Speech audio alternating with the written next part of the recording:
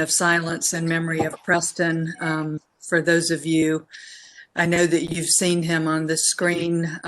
He has been an absolutely incredible part of RAC over an incredible number of years, and we are all kind of reeling from his loss right now on the commission, but he fought a very valiant fight with COVID. But if we could just take a few seconds to honor his memory, and then we can start the meeting.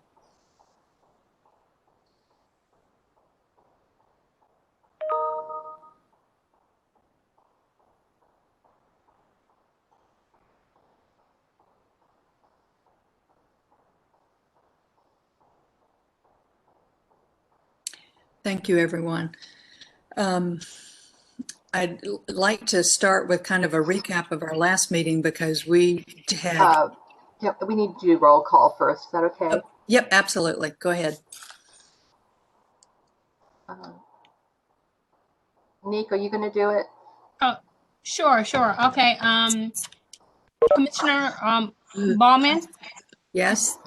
Present. Okay, thank you. Commissioner Neri Strickland? Present. Thank you. Actually, I can't unmute people, so if Robin could go down the line. I just unmuted everyone. Oh, I'm still seeing everyone muted. Everybody unmute yourself for a minute.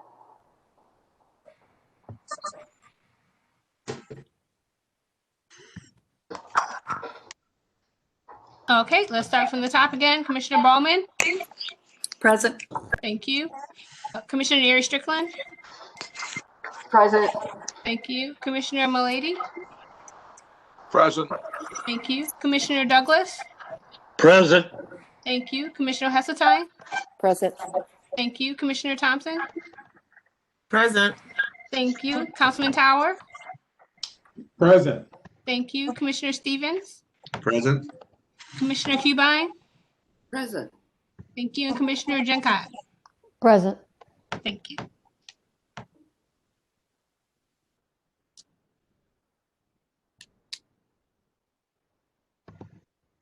Well, did we get everybody?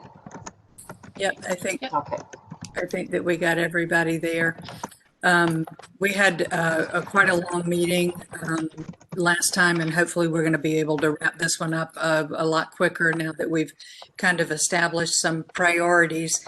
And we had lengthy conversations as far as what they were going to be. And just to kind of recap what we discussed last time, we had a conversation regarding code switching, and there was a link that had been sent out for everyone to read on that as well, which I found that very, very interesting.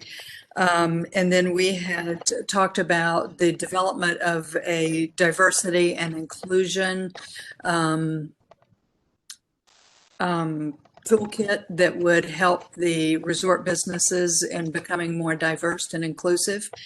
We had talked about Francis's program with Courageous Conversations.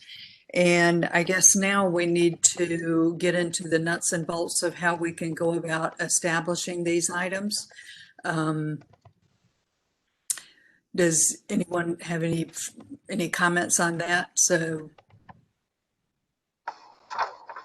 do we want to take one at a time? I have those in order of Courageous Conversations, Public Health Crisis. That was the part with Laura, who I understand is no longer with, and then the handling of the homeless crisis. So you want to go in order with discussions about the Courageous Conversations? Okay. Francis, I read most of the material that was sent out last time, and I was a little overwhelmed by the amount of the material. But one of the things, and I guess a question came up in my mind on the Courageous Conversations, and is that, and excuse my ignorance if I ask this the wrong way, but is that in a way sensitivity training as well as courageous conversations, or does the courageous conversations component just automatically work into sensitivity training? I would not classify it at all as sensitivity training. Okay. What this is it is a protocol for how to have conversations that are very difficult, specifically about race. Most often we avoid those conversations because we don't want to offend somebody, we don't want to say the wrong thing. So this is a protocol for having conversations. That's all it is. We can establish what we're going to talk about, how long we're going to talk about it, specifics about what it is we're going to talk about, what's on the table, what's off the table. All of that is in our purview. That's what that's our perimeter. Whatever's in our box is what we get to talk about. But the protocol tells us how to go about it. So there are 4 agreements that we all agree to, which are norms. We all agree that this is how we're going to carry out our conversations, and then that's really the extent of it. From there, we just determine how, what are we going to talk about. So I wouldn't call it sensitivity training at all. Okay. It's just a matter of getting through those difficult conversations that need to be had, but they're hard to do. Okay. And the reason that I'm asking this is I was trying to think in practical terms. I mean, we've talked about this a lot. Now we need to do something. Absolutely. So, and I had thought, well, okay, is the best forum is that we try this with the entire commission involved or invited to the first one, and set up a time and kind of tell them that this is what this is going to be about. And go forward from there. And is it better that we wait to have these in person, or do you think that they can be effective on WebEx? I'm trying to look at it practically now on how we. I understand. I get it. I don't. But I've never had courageous conversations virtually, so I don't know which one will be better. But I just feel like anytime you can gather together a group of people and have a conversation, it's got to be a good thing. Right. I don't see that the virtual aspect of it would hinder what we're trying to do. It may even make things better because we can look, in each other's faces and kind of read out, what you're feeling and what you're thinking and, that kind of thing. So it may be even better. May give people more courage to speak out and express themselves. As far as I'm concerned, all I need is a date and time and who you want invited. Okay. When I ask everybody to look at that YouTube video, that would be one of the conversation starters. It would be something like that. It would be a conversation starter. We could use something external, or we could use an internal event or something that has happened among us or in the city. It's just a matter of, it's the protocol that's for these conversations. That's just the structure of it. But we're not limited in any way as to what we're going to talk about. Okay. Robin, maybe at this rec, we can throw out a couple of dates for people that we can see if we can establish a time, and what length of time should we allocate? I would say no less than an hour. Okay. But the conversation is kind of right. I would say an hour.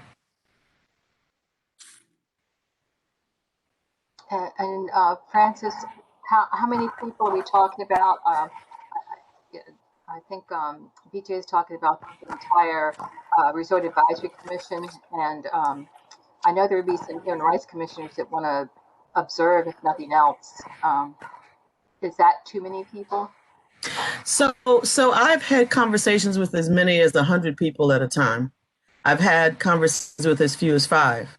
So and I've also had them where there were 5, 7 people in a fishbowl, and there were people watching and listening, but we're not participating. So, I mean, it's all how we want it structured. If you want 5 people to be involved on the panel and the rest of the commission actually listen, or if you want the whole commission to be involved, I mean, like I said, it's how we want it. It's how it is that you want to operate it. If you feel like you would be more comfortable with 3 or 4 people talking because they're more comfortable with these conversations and maybe have others to watch, that's called a fishbowl, and we could do that.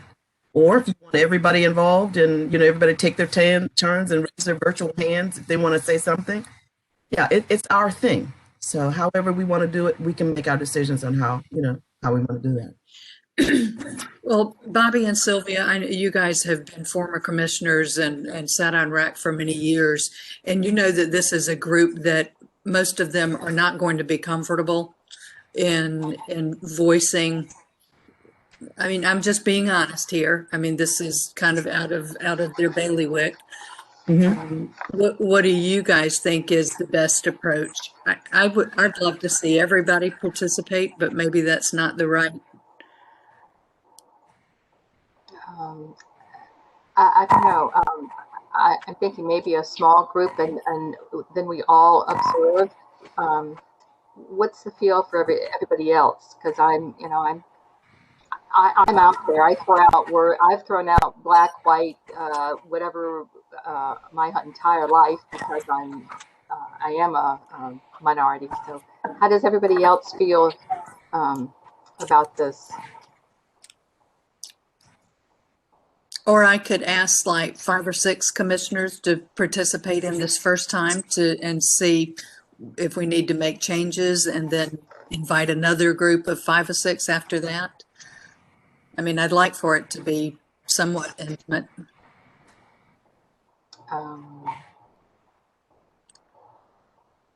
Bobby, do you have any thoughts?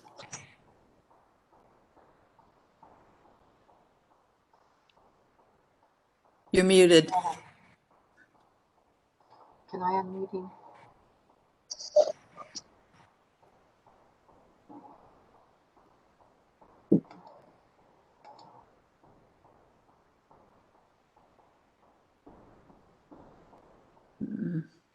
We're not getting it. There. Okay. All right. There's Bobby is logged in someplace else. I see 2. I see him video and then I don't see him, like he's on his phone. There you go. So unmute your phone, Bobby. I think it's muted on your phone. There you go. How's that? Can you hear me now? There you go. There we go. Exactly.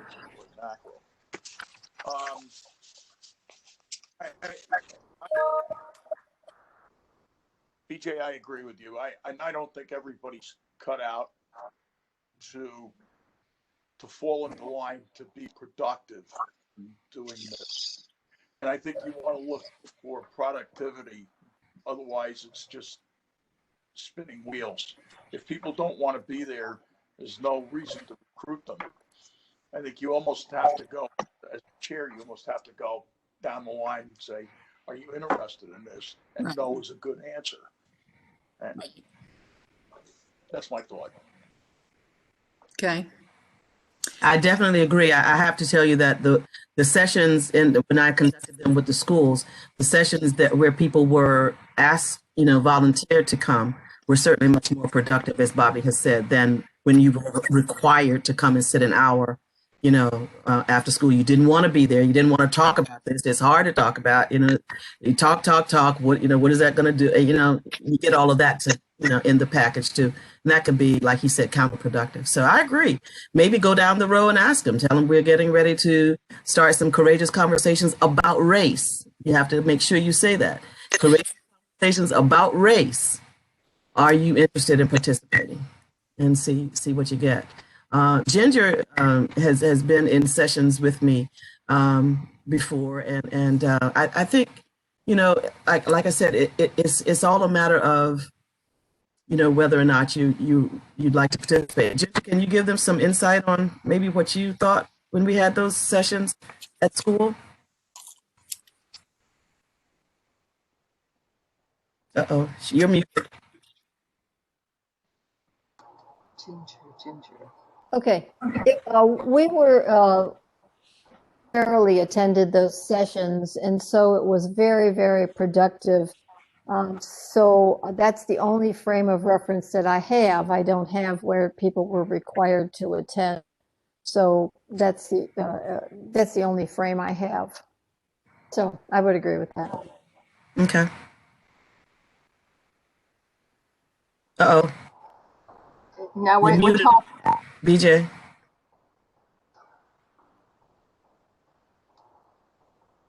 BJ, you're muted. Okay, sorry. I thought one was the unmute button. It definitely will be voluntary. I don't, there's nothing productive about me saying, okay, guys, you got to do this. I can recommend it strongly and express, my sentiment that it's worthwhile endeavor there, but it needs to be voluntary so that there is the participation and they're doing that. Okay, so at the RAC meeting next week, Francis, we will come up with a couple of dates, make sure that those coincide with you. I'll come up with 5 or 6 commissioners that we can do that. And then, obviously the Human Rights Commission will have, I think that dialogue, back and forth is especially useful there. And we can use this as our guinea pig. And see what works and what doesn't work with this, and then we can ascertain, with the rest of the commission, or even open it up to some other groups within the community, whether it's the restaurant association or a hotel group or whatever. So if that's agreeable with everybody. Sounds good to me.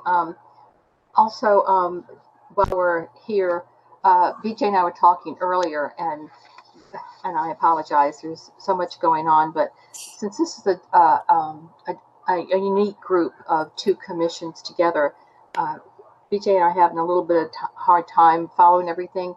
And usually we have both commissions have committees, and since this is kind of a unique situation, do you think that these 3 goals that we have, could we kind of use them like subcommittees, and someone be responsible for keeping track of where we are on each of these subjects?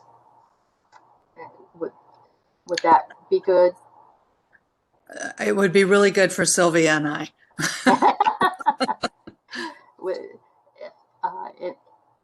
Anyone interested in being a chair for the subcommittee? I guess it would be a subcommittee of the committee, or endeavor. Well, Frances is by default. She Yes, is true. right. You're the chair of your initiative there. Mark, would you be able to provide some insight from a homeless standpoint? And I know that everybody's time is very valuable. Okay. Okay. Is that a yes? I think that was a yes there. Okay. Okay. I honestly don't understand the public crisis, because I didn't read through everything that I should have. This is the health crisis. I think that, and I'm sorry, guys, that Laura is, she is stepping back from some of her commitments now, and is not going to be able to participate in this as actively as what she thought she was. And what we had originally talked about was developing a toolkit for the businesses down here to increase the diversity and inclusion. So did anybody else read all of the material that she provided? Because it was a lot. And my number one item that as I finished each one of those was, this is way, way too complicated. I can tell you business owners in the resort do not have time to, the examples that were sent out were, I think, for companies that maybe had 100,000 employees, as opposed to a gift shop that might have 10.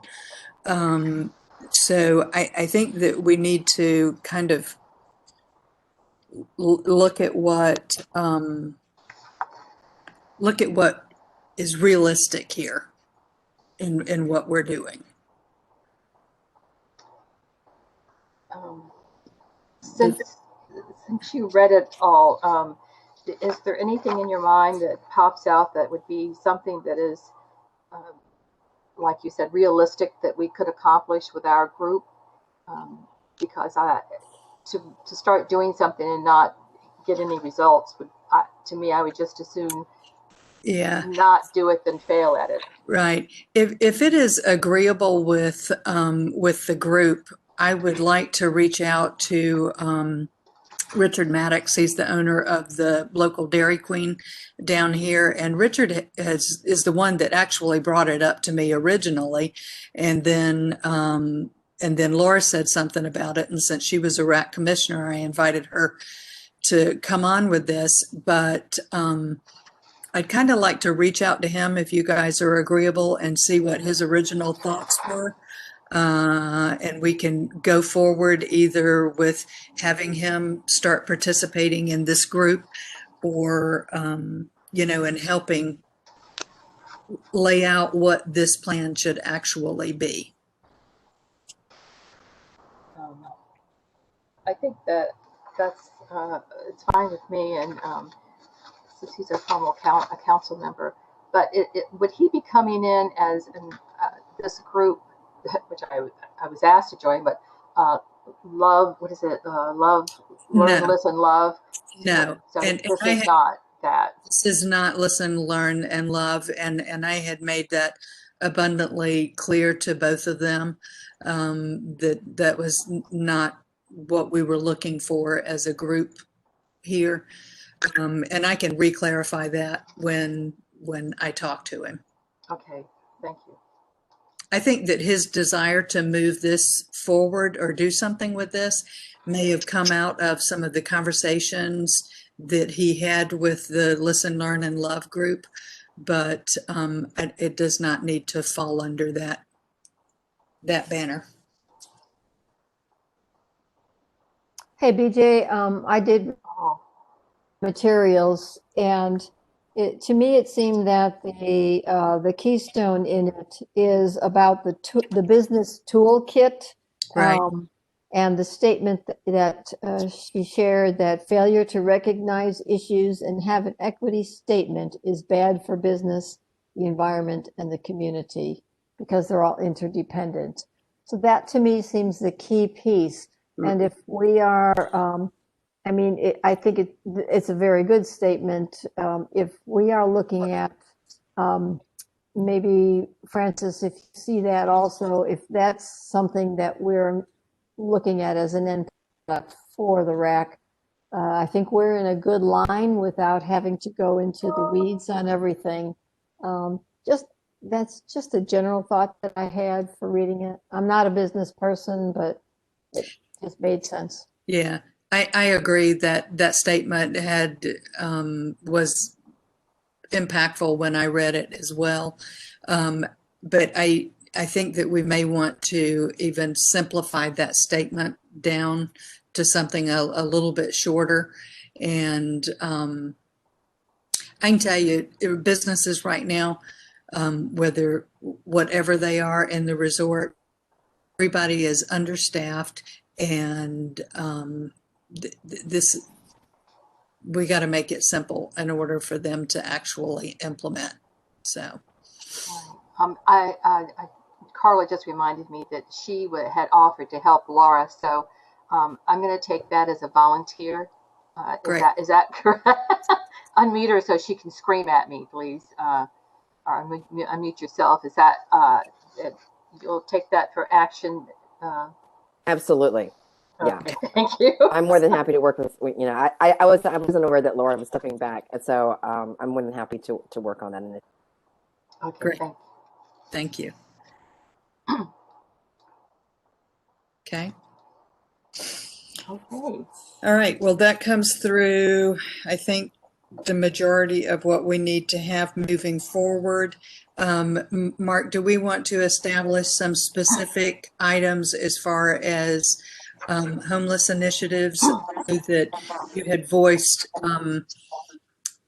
Last time you had voiced a question about the resort management office and the two individuals that were going to be liaisons there.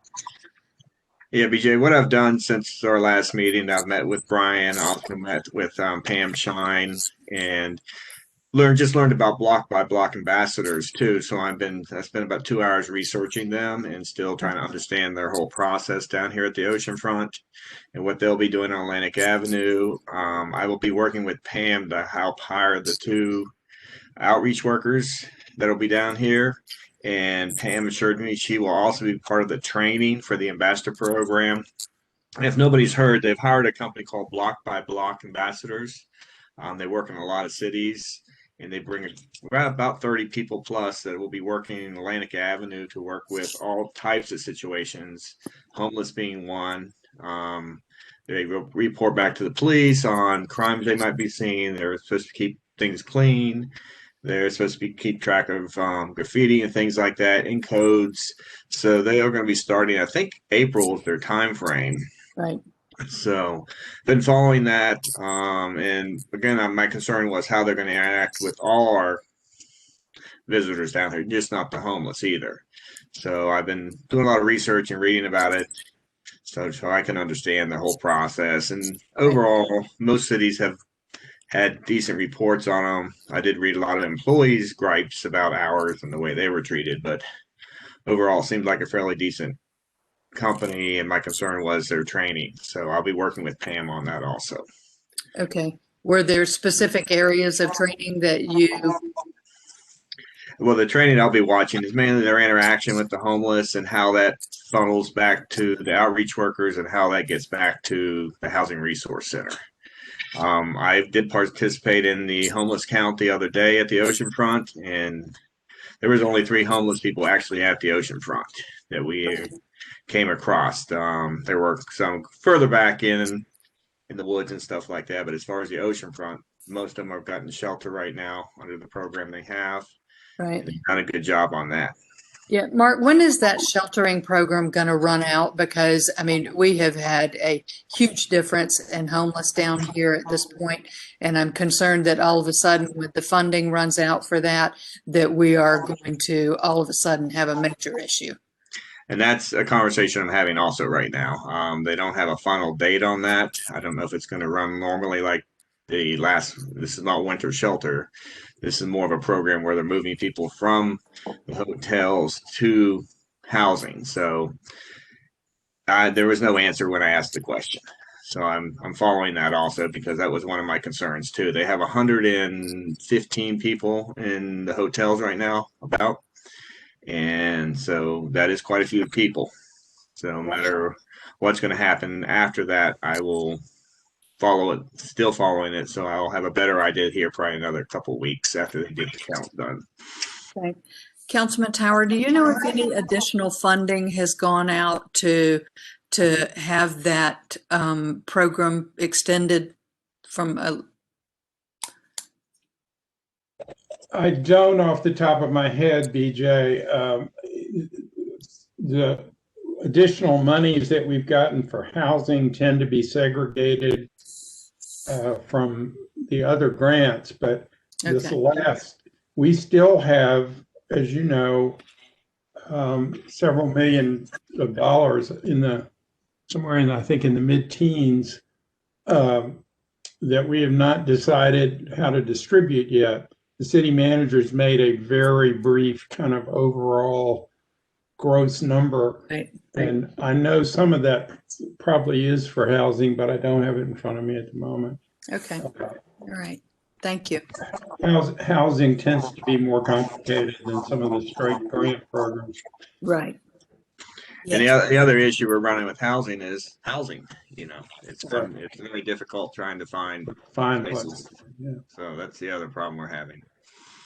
But Yeah, I think your reaction in terms of the reduction of homeless on the streets in the resort, everybody's seeing the same thing. And I'm like you. I have concerns about when is it going to run out? What's going to happen? What do we have to replace it? I mean, in all honesty, I see this all happening about the time that we start having visitors back to the ocean. Yeah, exactly. Mm. So, yeah. Okay. So, Mark, can you keep delving into that and kind of keeping us updated on what's happening with those outreach workers and Like I say, I think they hadn't put the call out for the outreach workers yet, so I think that's probably a month out or so on that. And then, like I say, they'll be starting to advertise for the block by block ambassadors here shortly. okay, the outreach workers are city employees though, correct? Right, that's correct. Okay. All right. That's what Integrating and what Mark touched on is right. That's one of the most important parts, I think, of what we need to do in orienting block by block towards our specific situations, making sure that our outreach people and the block by block folks everybody's on the same page. I'm optimistic mainly because I know Mark is hawking it. And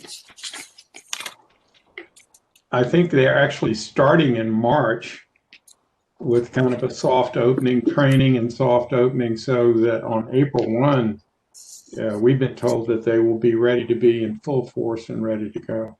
I imagine there'll still be some ramping up in numbers, but I think they go official on April 1, but I think they're spending their own money to train and do some work during March as well, and should be available. Hopefully, if we get one of those really warm March weekends that come along, that'll give them an early taste of right. of what the spring's going to be like.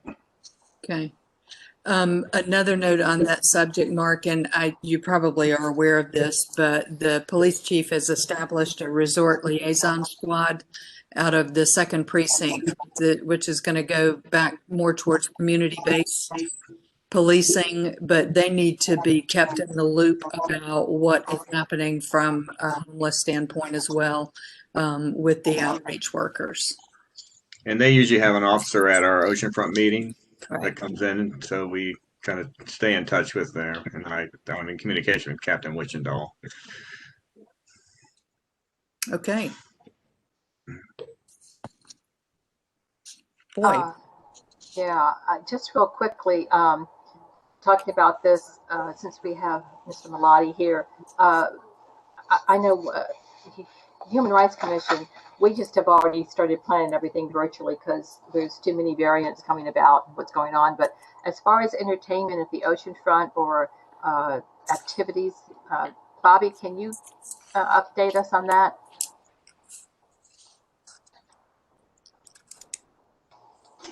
Where's Bobby? He's muted. Does that work? Yes, sir.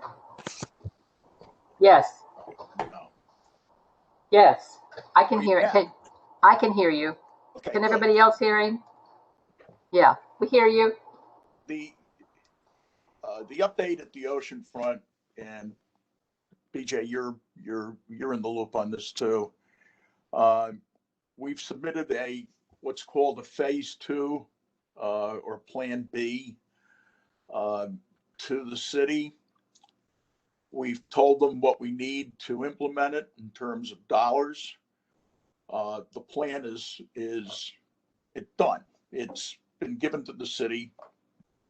It's up to them at this point to come back to us to see if they can fund it all, or what part of it they're willing to fund or can find funding for.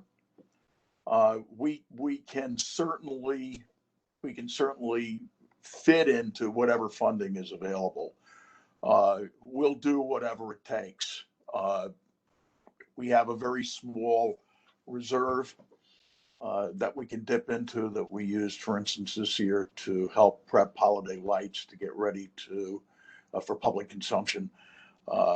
So it's important that you recognize that there's a little pot here and an even smaller pot over there, but the big pot, the one that comes from council, still has to be approved. And until it's approved, we don't know.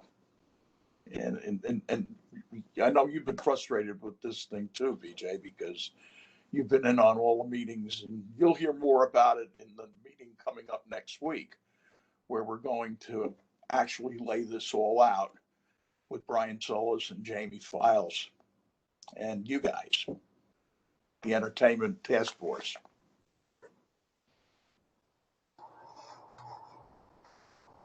Okay, thank you, sir. Thank you. And Sylvia, just to add on to what Bobby was saying, and after Wednesday of next week, hopefully we will have more definitive. But the task force had worked with the event contractor to really beef up the schedule this year. Recognizing that we're not 100% sure when we are going to start or at what levels we're going to be able to start because of COVID. But an increased presence as far as the entertainment that's on Atlantic Avenue and also in the parks as well. So Bobby, you guys always do such a great job in scheduling a diverse group of entertainers coming in there, but we are requesting that there is more entertainment this year, and we're doing that for a couple of reasons. Obviously, our visitors enjoy having free entertainment when they're in town. The second is it allows us to better manage the atmosphere of what's happening down at the oceanfront. So while it's entertainment, it's also part of the whole security atmosphere type initiative that we want to see go forward there. So we are looking for more, though. Does that answer your question? It is for me. Anybody else have any questions about that?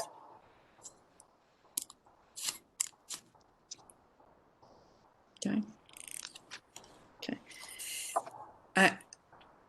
I believe that everybody has got their marching orders as far as what we need to do going forward. Carla, I will talk to Richard, and then we can reach out to see what direction we're going on with the toolkit, and we'll get those dates to you, Francis, and Mark will look forward to having you give us updates on that. And this is good. We're getting things done. I know. I was just going to say, I thank all of you so very much for, I don't know how many years ago we started this, but we had a lot of dialogue, and I do feel like we're getting to the point where we have some initiatives that can have some measurable results so that we can see what we've actually accomplished. And adding to the action item list, other than the 3 new chairs of the subcommittee, I think it'd be good to make sure that Bobby keeps us updated, and maybe Mike Ronan will be at the next meeting, and he can keep us abreast of the PD's part. We usually have a person from PD here, so I'm just really thrilled. And does anybody have anything to add or say, or do you feel like you're at least part of a moving committee right now? We can probably open up the microphones because we're pretty much wrapping it up, right, BJ? Yeah.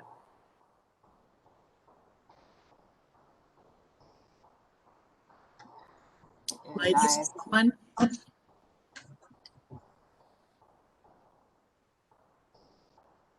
Anybody?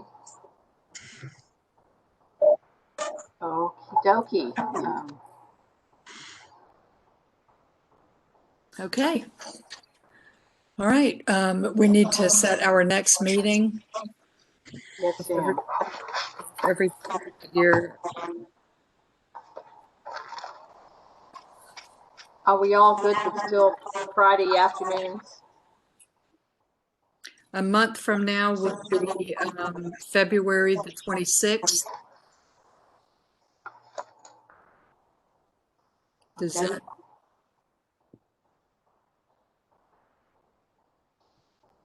okay.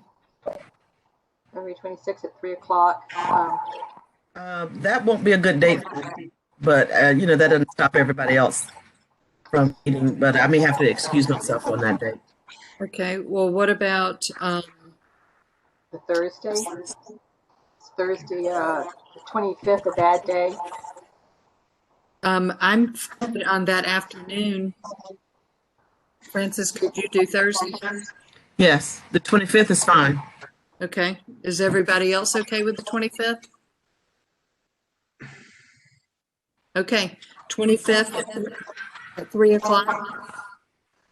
And look at minutes out, and if you have any little reports to submit along the way, that would be good too, as you get things done. Okay, excellent. Councilman Tower, do you have any directives for us, or are we headed where you want us to head?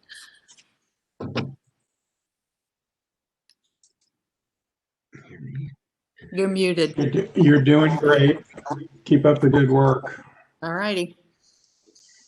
Okay, guys, have a great weekend. Happy Halloween. Happy Valentine's Day. And don't forget, starting this Sunday is Restaurant Week.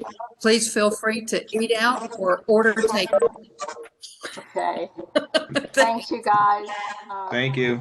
Bye. Be safe out there.